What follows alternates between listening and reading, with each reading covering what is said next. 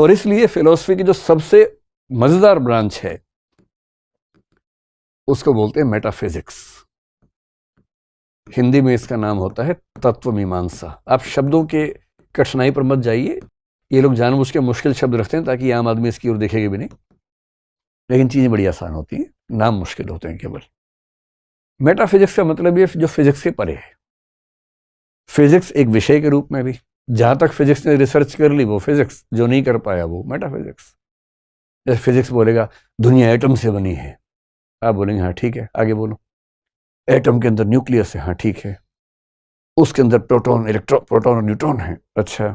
Electron बाहर घूम रहे हैं, अच्छा। अब ये कहेंगे इलेक्ट्रॉन घुमाया किसने?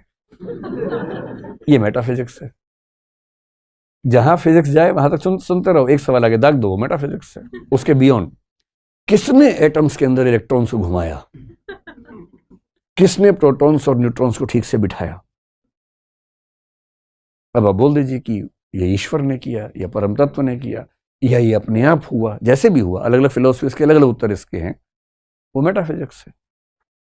मेटाफिजिक्स का बेसिक काम ये बताना है कि ये सब कुछ कैसे हुआ, कैसे बना सब कुछ।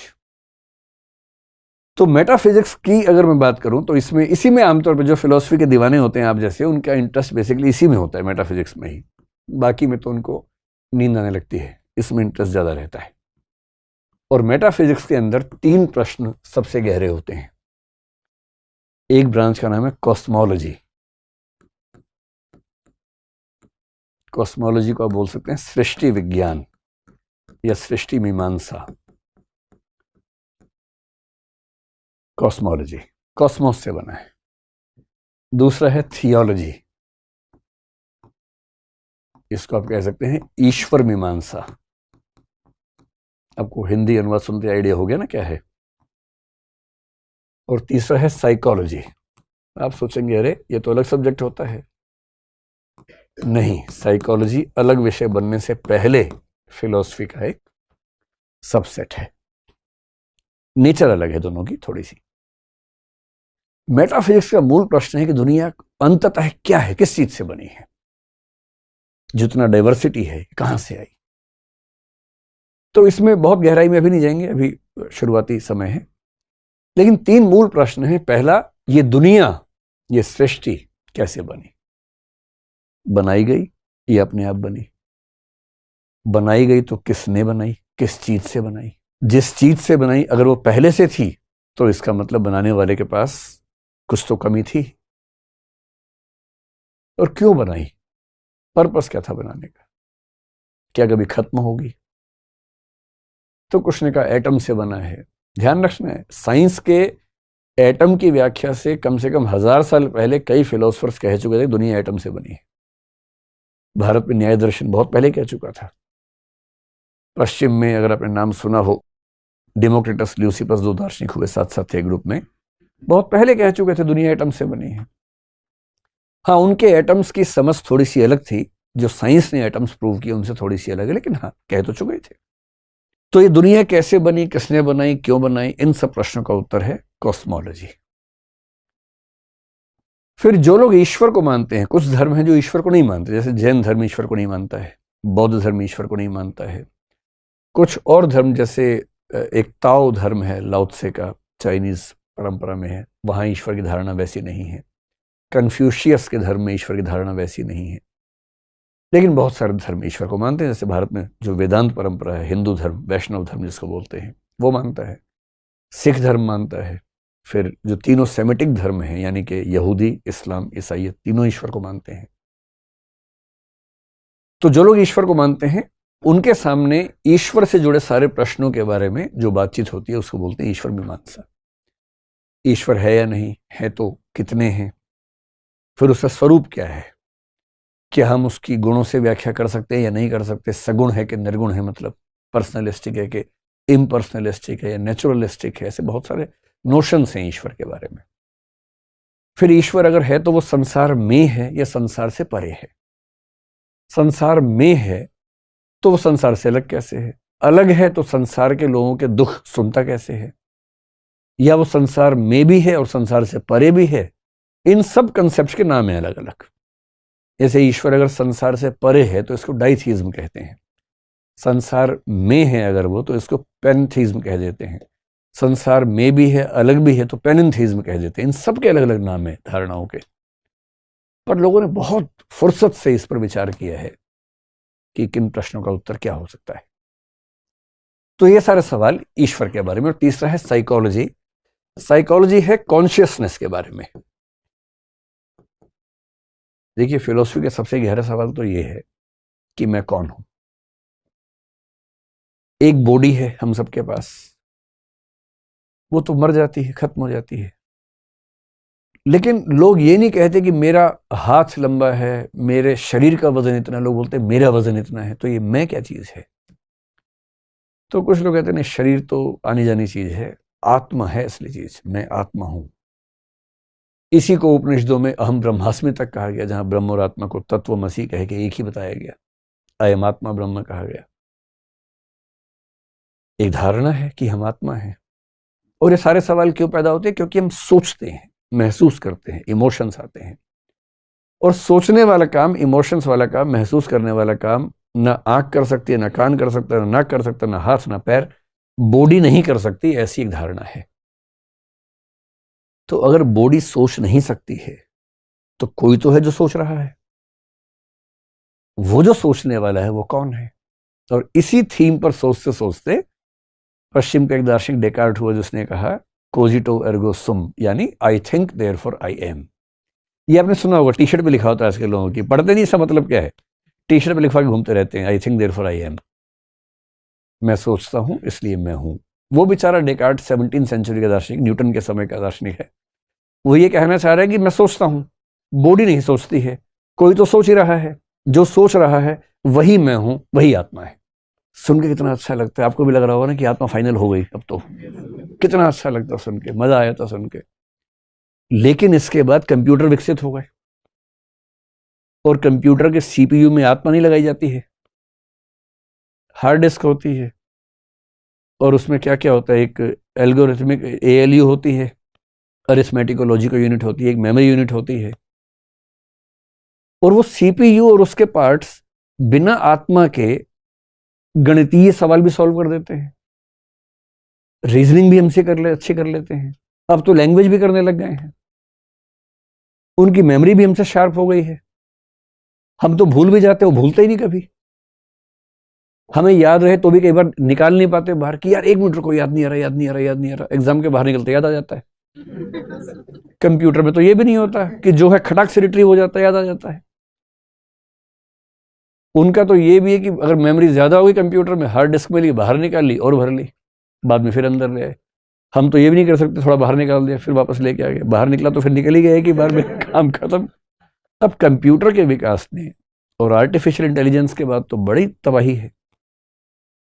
मनुष्य एक ही भरोसे पे चल रहा है पिछले 20-25 साल से कि आर्टिफिशियल इंटेलिजेंस कुछ भी कर ले, क्रिएटिव थिंकिंग नहीं कर सकती, इमोटिव तरीके से नहीं सोच सकती। इन दावों की हवा 10 साल में निकल जाएगी, और 2 दिन पहले निकल भी गई है। बल्कि 2 दिन पहले हमारी टीम के एक मेंबर ने मुझे एक ऐप दिखाई। उसने क्या दिखाई उस दिन पता नहीं क्या तबाही गई, कई लोगों ने मुझे लिंक भेजा उस ऐप का अलग अलग जगह से। एक AI पता नहीं क्या उसका नाम है, आप कहेंगे तो बता दूंगा, आपको पता ही होगा, आप लोग तो यंग लोग हैं। ऐसी ऐप आ गई है कि आपको कहानी भी अगर लिखनी है, उसमें क्रिमिनल कहानी लिखनी है, मान लीजिए सनसनी वाली कहानी, ऊपर इंडेक्स में आप लिखेंगे कि भाई ऐसी कहानी लिखनी है, ये कैरेक्टर का नाम है, ये हत्यारा होना चाहिए, ये पुलिस वाला होना चाहिए, अब एक कहानी सोचो, एंटर करो। 3, 4, 5 सेकंड में एकदम एक नई कहानी लिखी हो जाती है। ये क्रिएटिव थिंकिंग नहीं है तो और क्या है? बड़ी तबाही आने वाली है आने वाले समय में। जितना हमको लगता है कि हम लोग बहुत ही यूनिक टाइप के लोग हैं, कुछ नहीं है। हम गोरिल्ला के चचेरे भाई हैं। हम दरअसल वही हैं, हम पेड़ पौधों के 370 करोड़ साल बाद के वंशज हैं, और उसी तरीके से हमारा विकास हुआ। तो कॉन्शियसनेस की पूरी स्टडी फिलोसफी में जब करते हैं, इसको बोलते हैं साइकोलॉजी। मन क्या है, बुद्धि क्या है, मस्तिष्क क्या है, प्रज्ञा क्या है, चेतना क्या है, कॉन्शियस माइंड क्या है, सबकॉन्शियस माइंड क्या है, अनकॉन्शियस माइंड क्या है, इच्छाओं और विवेक के बीच का जो द्वंद्व है, एक तरफ लस्ट है, डिजायर्स हैं, एक तरफ उसे कंट्रोल करने वाला सुपर ईगो है, ये द्वंद्व क्यों होता है, कन्फ्लिक्ट क्यों होता है, इन सारी की सारी स्टडीज को एक बात में बोलते हैं साइकोलॉजी। इसी में आत्मा को लेकर बात होती है। अब जैसे भारत में है, 9 दर्शन में से 7 आत्मा को मानते हैं। बौद्ध दर्शन बोलता है कि आत्मा नहीं होती है। तो क्या होता है भाई, सोचते कैसे हैं हम? तो सरल भाषा में कहें तो जैसे तार के अंदर जो करंट है बिजली का, वो इलेक्ट्रॉन्स का प्रवाह है, ठीक वैसे ही आत्मा नहीं है। चेतना एक प्रवाह में रहती है, एक फ्लो में रहती है, नदी की तरह रहती है, कोई वस्तु नहीं है। उनका भी काम चल गया। और चारवाक तो अपना अलग ही रहता है एकदम। उससे किसी ने पूछा भाई क्या है, आत्मा है? बोले आत्मा क्या होती है? कुछ नहीं होती आत्मा। तो चेतना प्रवाह, बोले ये भी कुछ नहीं होता है। तो सोचता कौन है? बोले शरीर ही सोचता है। शरीर ही ऐसे गुणों से युक्त है कि उसमें चिंतन का गुण विकसित हो जाता है। लोगों ने इतना मजाक बनाया, हम भी खूब मजाक बनाते थे उसका पढ़ाई के दिनों में, लेकिन कंप्यूटर के विकास के बाद लगता है कि ये सही ना साबित हो जाए। अगर भौतिक वस्तुओं से बना हुआ कंप्यूटर सोच पा रहा है, तो भौतिक शरीर क्यों नहीं सोच सकता? कम से कम सोचने का एक तरीका तो है। और ठीक यही सब थॉट प्रोसेसेस पश्चिम में भी हैं, अलग अलग दार्शनिक हैं, वहां भी लगभग एक जैसी बातें हैं। यहां भी लोग सोच रहे हैं, वहां भी सोच रहे हैं। और आत्मा को लेकर भारत के लोगों का विश्वास बड़ा गहरा है। नैनम छिन्दन्ति शस्त्राणि नैनम दहति पावकः न चैनम क्लेदयन्त्यापो न शोषयति मारुतः। सुना है आपने? गीता में इसका जिक्र है। आत्मा अजर है, अमर है। शस्त्र काट नहीं सकते, हवा सुखा नहीं सकती, पानी भिगा नहीं सकता इसको। अमर है, नित्य है। लेकिन साइकोलॉजी में हर तरह की धारणा, भारत की, पश्चिम की, उन सबको पढ़ने का रिवाज है। आप समझ पा रहे हैं या दर्शन से मन उब गया आप लोगों का? अभी नहीं उबा? चलिए 1 घंटे बाद देखते हैं। हालांकि अब 10-15 मिनट के बाद छोड़ देंगे। तो फिलोसफी में जो सबसे रोचक ब्रांच है वो है मेटाफिजिक्स। हालांकि आजकल के जो नए फिलोसफर्स है वो बोलते हैं कि मेटाफिजिक्स से बात करना व्यर्थ है, समय खराब करना है, क्योंकि हम कितनी भी ताकत लगा लें इसके बारे में कुछ जान नहीं सकते। और इसलिए मेरे सबसे प्रिय दार्शनिकों में से एक कांट, इमैनुअल कांट, जर्मनी के 18वीं सेंचुरी के दार्शनिक हैं, उन्होंने एक विचार दिया एग्नोस्टिसिज्म, जिसका मतलब अज्ञेयवाद, जिसका मतलब है कि हम जान ही नहीं सकते, हम ईश्वर के बारे में जान ही नहीं सकते, आत्मा के बारे में जान ही नहीं सकते। जब जान ही नहीं सकते तो क्यों टाइम खराब कर रहे हो भाई? छोड़ो। आस्था का सवाल है। यदि आप ईश्वर को मानना चाहें तो शौक से मानिए, न मानना चाहें शौक से मत मानिए। लेकिन दूसरे पर टीका टिप्पणी मत कीजिए, दूसरे को परेशान मत कीजिए कि तू क्यों मानता है ईश्वर को। अरे भाई उसकी मर्जी मानने दो, और वो भी आपको परेशान ना करे, तू क्यों नहीं मानता, तू नास्तिक है, तू गंदा आदमी है। ऐसा ही मत करो। उसकी चॉइस, आपकी चॉइस, सबकी अपनी चॉइस है। तत्व मीमांसा के बाद जो दूसरा आता है, जो उसकी ब्रांच है, उसको बोलते हैं एपिस्टेमोलॉजी। नाम बहुत मुश्किल है पर तनाव नहीं लेना है। हिंदी में इसको बोल देते हैं ज्ञान मीमांसा। ये फिलॉसफी की ब्यूटी देखनी हो तो वो ये चीज है, किस गहराई पे जाते हैं, ये अगर देखना हो तो वो ये है। और बाकी तो 2 प्यारी प्यारी ब्रांचेस हैं, उनमें उतनी दिक्कत नहीं है। यहां थोड़ा सा टेंशन का मामला रहता है। एपिस्टेमोलॉजी, एपिस्टे जो शब्द है इसका मतलब है, एपिस्टेमो का मतलब है ज्ञान, लोगस का मतलब होता है जानने का पूरा प्रोसेस। जैसे हम ज्ञान प्राप्त करेंगे ब्रह्मांड का, वो तो बात की बात है। पहले ये तो चेक कर ले कि ज्ञान प्राप्त करने का प्रोसेस ठीक है कि नहीं है। तो ज्ञान प्राप्त करने के प्रोसेस को लेकर क्या क्या प्रश्न हो सकते हैं, दुविधाएं हो सकती हैं, उनकी स्टडी को बोलते हैं ज्ञान मीमांसा या एपिस्टेमोलॉजी। मैं एक सिंपल बात करता हूं। जैसे कोई आपसे कहे कि तुम्हें पता है कल मैंने एक आदमी को उड़ते हुए देखा। अबे क्या बकवास कर रहे हो यार, ऐसे नहीं मानेंगे हम, ये ज्ञान मीमांसा चल रही है, आपको पता नहीं है, यही ज्ञान मीमांसा है। आपने कहा ऐसे नहीं मानेंगे, इसका मतलब आप प्रमाण मांग रहे हैं। ज्ञान मीमांसा में एक प्रश्न है प्रमाण, प्रूफ क्या है, एविडेंस क्या है। कहेगा मैंने अपनी आंख से देखा है। अब कहें नहीं यार नहीं, जब तक मैं नहीं देखूंगा नहीं मानूंगा। इसका सरल सा मतलब है कि आप केवल प्रत्यक्ष को प्रमाण मानते हैं, शब्द को प्रमाण नहीं मानते। शब्द का मतलब किसी दूसरे व्यक्ति के कथन को प्रमाण नहीं मानते हैं, खुद देखेंगे तो ही मानेंगे। तो उसने कहा ठीक है कल तुम भी चलना, कल भी शो है। नेक्स्ट जगह आपने सच में देखा आदमी उड़ता हुआ। अब आप परेशान है, आपने कहा नहीं कुछ तो ट्रिक है इसके पीछे। कभी कभी आप खोज खोज के ट्रिक निकाल लेंगे, कभी कभी ट्रिक नहीं खोज पाएंगे। अब कुछ लोग कहते हैं कि मैं वही मानूंगा जो मुझे परसीव होता है, प्रत्यक्ष होता है, लेकिन खतरा तो उसमें भी है, गलतफहमी हो सकती है। एक शब्द होता है इल्यूजन, एक होता है हेलुसिनेशन। इल्यूजन भ्रम होता है कि एक्स के बदले वाई समझ लिया। ऐसा कई बार होता होगा आपके साथ। दो जुड़वा भाई जुड़वा बहनें, उनमें से एक से आपका इश्क चल रहा हो, ये बड़ा खतरा होता है कि आप उसके दूसरे भाई या बहन के पास जाके ऐसी ऐसी बातें बोल दें कि ऐसा सोचा जा सकता है ना कि ऐसा हो जाए, क्योंकि परसेप्चुअल एरर हो गई ना, भ्रम हो गया। आपको लगा कि एक्स है जबकि था भाई।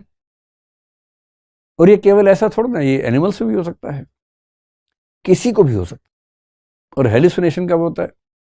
जब आप हाईली इमोटिव स्टेट में हो, बहुत इमोशनल है, या कुछ रसायन का सेवन किया हुआ है। रसायन समझते हैं, केमिकल, कुछ केमिकल का सेवन किया हुआ है, तो आपके दिमाग में कुछ ऐसी क्षमताएं आ जाती है जो वैसे नहीं होती हैं। तो फिर आपको उड़ता हुआ आदमी भी दिखता है, खुद भी उड़ता हुआ लगता है, फील होता है कि उड़ रहे हैं। और ऐसे ऐसे जोक्स आते हैं कि एक आदमी शराब पी के नाले में गिर गया, तो वहां एक एनिमल कोई था, उसकी पूंछ पकड़ ली और बोल रहा है कि पप्पू की माँ, आज तुमने चोटी नहीं की, चोटी की है। ऐसा भी तो होता है, उसको तो एग्जैक्टली लग रहा है कि वो अपने घर में है, लेकिन वो है तो दूसरे के घर में, कीचड़ में है। जिनका घर वो है वहां वो है। तो अगर हम मान लें कि प्रत्यक्ष को ही प्रमाण मानेंगे, प्रत्यक्ष में भी तो धोखा हो सकता है। और एक बहुत इंटरेस्टिंग तरीके से बात को देखिए, जैसे मान लीजिए, जैसे मेरे हाथ में काला पेन है कि नहीं है? जादू नहीं हो रहा है, फिलोसफी क्लास है ना? हाँ तो है, तो है। अब ये कैसे पता लगा आपको? जैसे मान लेते हैं कि ये है ब्लैक पेन, बीपी से ब्लैक पेन ही समझना है, ठीक है? तो बल्ब का प्रकाश यहां से रिफ्लेक्ट होके आपकी आंख में गया, यही तरीका है ना? तो इसको हम मान लेते हैं कि ये आंख है। आंख जैसी लग रही है आपको? ठीक है, आंख में चला गया। आंख को एक इनपुट मिला, आंख ने वो इनपुट आगे जाके माइंड को दिया, मस्तिष्क को दिया, जो दिमाग है, ब्रेन है, उसको भेजा। यही तरीका होता है।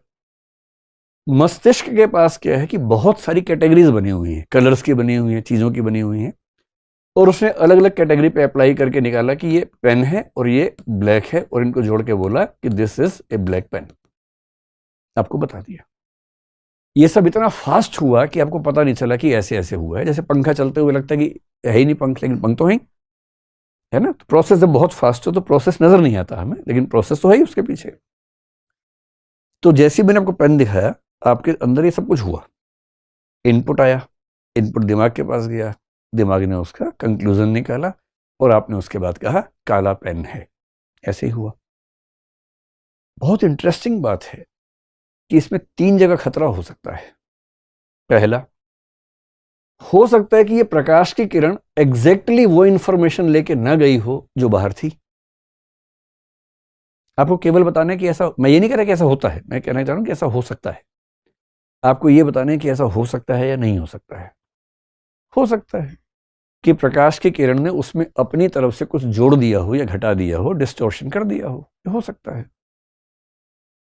फिर यह भी हो सकता है कि आंख ने जो इनपुट लिया और जो आउटपुट भेजा, उसमें आंख ने कुछ चेंज कर दिया हो। हमारी सेंसेस एग्जैक्टली वही आगे भेजेंगी जो उनको मिला था। कैसे मान लें? वरना भ्रम क्यों होते, वरना इल्यूशंस क्यों होते? तीसरा यह भी हो सकता है कि माइंड जो है, माइंड के पास जो कैटेगरीज पहले से बनी हुई है, उन कैटेगरीज में कुछ लोचा हो, कुछ गड़बड़ हो, वहां कोई एरर हो जाए निष्कर्ष निकालने में।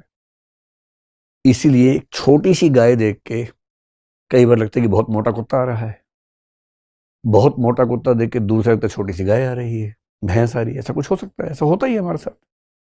कोई मोटा सा गधा हो, मान लीजिए, दूर से आ रहा हो, तो आप तो बर्तन ले लेंगे हाथ में कि गाय है तो दूध लेके आऊंगा। ऐसा हो सकता है, क्योंकि भ्रम इसीलिए तो होता है ना कि या तो यहां गड़बड़ हुई, या यहां हुई, या यहां हुई।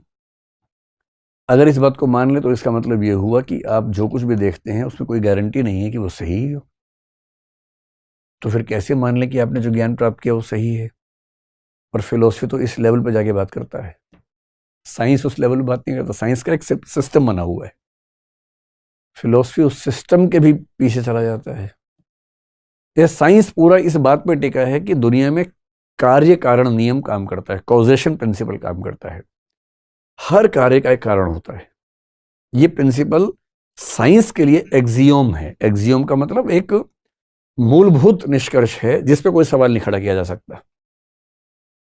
फिलोसफी इस पे भी सवाल खड़ा करता है कि कैसे मान लें कि कार्य कारण नियम एग्जिस्ट करता ही करता है। और इस पर तो कुछ लोगों ने इतने, मतलब भारत में न्याय दर्शन ने इस पर खूब काम किया, कई दर्शनों ने काम किया, बौद्ध ने बहुत काम किया, पश्चिम में ह्यूम नाम के दार्शनिक ने सवाल खड़ा कर दिया इस पे। उसने कहा हर कार्य के पीछे कारण होता है, ये सिर्फ एक इंडक्टिव आर्गुमेंट है जिसकी लेजिटिमेसी इतनी ही है जैसे आपने 100 कबूतर देखे काले से, आपने कहा कबूतर काला होता है। जिस दिन एक सफेद दिखेगा सब बर्बाद हो जाएगा। इतनी ही लेजिटिमेसी है कारणता नियम की भी। ये जो सारे प्रश्न हैं कि हम जो जानते हैं, कैसे जानते हैं, कितना जानते हैं, प्रूफ है, एविडेंस है कि नहीं है, बुद्धि की भूमिका कितनी है, यानी माइंड की भूमिका कितनी है, रीजनिंग की कितनी भूमिका है, कितना परसेप्शन या प्रत्यक्ष की भूमिका है, इनकी मिक्सिंग कैसे होती है, भ्रम क्यों होता है, इल्यूजन क्यों होता है, हेलुसिनेशंस क्यों होते हैं, हमारे निष्कर्ष गलत क्यों निकलते हैं, रीजनिंग में गलतियां कब होती हैं, लॉजिक में फेलिसिस कब होती हैं, कौन सी त्रुटियों से हमारे समाज या व्यक्तियों के फैसले गलत हो जाते हैं, इस पूरी ब्रांच ऑफ नॉलेज को बोलते हैं एपिस्टेमोलॉजी। इस पर हम बहुत बात नहीं करेंगे क्योंकि एकेडमिक ज्यादा है, आम आदमी की रुचियों वाला मामला इसमें थोड़ा सा कम है। इसके बाद एक छोटी सी बात और है, उसके बाद आप आज तो फ्री हो जाएंगे, अगली बार जब गिरफ्तारी होगी। तो एक हो गया मेटाफिजिक्स, एक हो गया एपिस्टेमोलॉजी। जो तीसरी ब्रांच है उसके लिए एक शब्द चलता है एक्सियोलॉजी, लेकिन हम दो शब्दों पर गौर करेंगे। एक्सियोलॉजी को हिंदी में बोलते हैं मूल्य मीमांसा। मूल्यों के बारे में बात करते हैं, वैल्यूज के बारे में। इसके दो ब्रांचेस बेसिकली चलती हैं। एक इथिक्स है, आपने इसका नाम सुना होगा, ये तो आईएएस के सिलेबस में भी आ गया है। और एक होता है एस्थेटिक्स। आप कम से कम कुछ ऐसे प्रश्न सुनेंगे तो आप समझेंगे अरे बाप रे, ये बात तो कब से हमारे दिमाग में चल रही थी। एथिक्स है नीति शास्त्र, एस्थेटिक्स होता है सौंदर्य शास्त्र, सुंदरता का अध्ययन। तो एथिक्स का मतलब यह है कि क्या नैतिक है, क्या अनैतिक है, कौन से नैतिक नियम ठीक हैं, कौन से नियम गलत हैं, क्या नैतिक मूल्य समय के साथ बदलने चाहिए, मॉरल वैल्यूज चेंज होनी चाहिए या नहीं होनी चाहिए। झूठ बोलना पाप है, पर किसी को बचाने के लिए झूठ बोलें तो तब तो पुण्य हो जाता है। क्या नैतिक नियम इतने फ्लेक्सिबल होने चाहिए या उनको रिजिड होना चाहिए। ये सब जो प्रश्न हैं ये इथिक्स के सवाल है। जीवन का उद्देश्य क्या है, क्या उद्देश्य पैसा है, पावर है, यही सब है, या उससे बड़ा कोई उद्देश्य है। सबसे बड़ा पर्पस ऑफ लाइफ क्या हो सकता है, ये इथिक्स का सवाल है। शुभ क्या है, what is good in life. ऐसी कौन सी चीजें जो अपने आप में अच्छी हैं, जिनको अच्छा होने के लिए किसी पे डिपेंडेंट नहीं होना है। जैसे पावर अपने आप में अच्छी नहीं है, पावर का ठीक यूज करेंगे तो अच्छा है, मिस यूज करेंगे तो बुरी चीज है। क्या ऐसा भी कुछ है जो अपने आप में अच्छा है? अगर है तो उसके पीछे हम सबको दौड़ना चाहिए, उसकी कोशिश करनी चाहिए। ये सारी चीजें एथिक्स की दुनिया में पढ़ी जाती हैं। एस्थेटिक्स में एक सबसे गहरा सवाल आपने सुना ही होगा। आप सुनते होंगे कि सुंदरता तो देखने वाले की आंख में होती है ना। Beauty lies in the eyes of the beholder, ये बड़ा प्रसिद्ध कथन है। तो किसी को देख के आपको लगा वो बहुत सुंदर है, और फिर किसी ने कहा ये, और आपने कहा यार beauty lies in the beholder's eyes. तो चलता है, आप लोगों की उम्र में ये हार्मोन ज्यादा होते हैं इस तरह के, तो ये बातें ज्यादा होती हैं इस उम्र में। लेकिन बड़ा मुश्किल है ना। इसको बोलते हैं सब्जेक्टिविस्टिक एस्थेटिक्स या एस्थेटिक सब्जेक्टिविज्म, कि हर व्यक्ति अपनी नजर से सुंदरता को समझता है। अगर सुंदरता आपकी आंख में थी ही तो उसको देखने की जरूरत क्या थी। आंख में लिए घूमते रहते, तब तो कुछ नहीं हो रहा था बिना उसको देखे। इसलिए कुछ लोग बोलते हैं नहीं, सुंदरता आंख में नहीं होती, सुंदरता उस व्यक्ति या वस्तु में है जिसको देख के आपका दिल या दिमाग कहता है कि वो सुंदर है। इसको एस्थेटिक्स का ऑब्जेक्टिविज्म कहते हैं। एक तीसरा है एस्थेटिक्स का कल्चरलिज्म। कहते हैं कुछ सुंदर है या नहीं ये उस कल्चर से तय होगा जिस कल्चर में आप पैदा हुए हैं। वो कल्चर आपको ये देखना सिखाएगी कि क्या सुंदर है, क्या असुंदर है। फ्रांस के आदमी के लिए एक 50-55 साल की महिला जो स्कर्ट पहनती है सुंदर है और सुशील, सुंदर सब कुछ है। भारत के इंसान के लिए शायद वो साड़ी हो जाएगी, क्योंकि हमने अपने कल्चर में साड़ी को एक अच्छी ड्रेस के रूप में देखा है। नॉर्थ ईस्ट के देशों, ये जो मिडिल ईस्ट के देश हैं, उनके लिए शायद कोई हिजाब या बुर्के वाली जो महिला होगी वो सुंदर मानी जाएगी। तो सुंदरता ना वस्तु में है, ना देखने वाले की आंख में है। देखने वाले की आंख में है भी, तो देखने वाले की आंख भी अपनी आंख थोड़ना होती है, कल्चर ने बनाई है उसकी आंख भी। तो हमारी आंख, हमारा सबसे बड़ी गलतफहमी हमें यह है कि हमारी आंख है। हमारा नजरिया नहीं होता है। हमारे नजरिए में बहुत थोड़ा सा हमारा होता है, और वो बहुत थोड़ा सा जीरो के आसपास ही होता है। मतलब शायद थोड़ा सा जीरो से ऊपर निकल जाए, वरना जीरो के आसपास ही है। इसके अलावा आजकल एक तरीका चला है कि हम हर विषय में फिलॉसफी पढ़ते हैं। Philosophy of history, philosophy of science, philosophy of politics, philosophy of society, सब कुछ। जिसका मतलब है उस विषय के सबसे गहरे प्रश्नों को समझना, विश्लेषण करना। जैसे हिस्ट्री पूरी पढ़ने के बाद सबसे मुश्किल प्रश्न है, what is history? This is philosophy of history. इतिहास को डिफाइन कर पाना, इतिहास किस नजरिए से लिखा जाएगा इसको डिफाइन कर पाना, ये फिलॉसफी ऑफ हिस्ट्री है। ऐसी फिलॉसफी ऑफ साइंस होती है, फिलॉसफी ऑफ रिलीजन होता है, हर चीज की फिलॉसफी है, तो फिलॉसफी ऑफ फिलॉसफी भी हो सकती है। तो मेरी तरफ से आज की बातचीत पूरी हुई।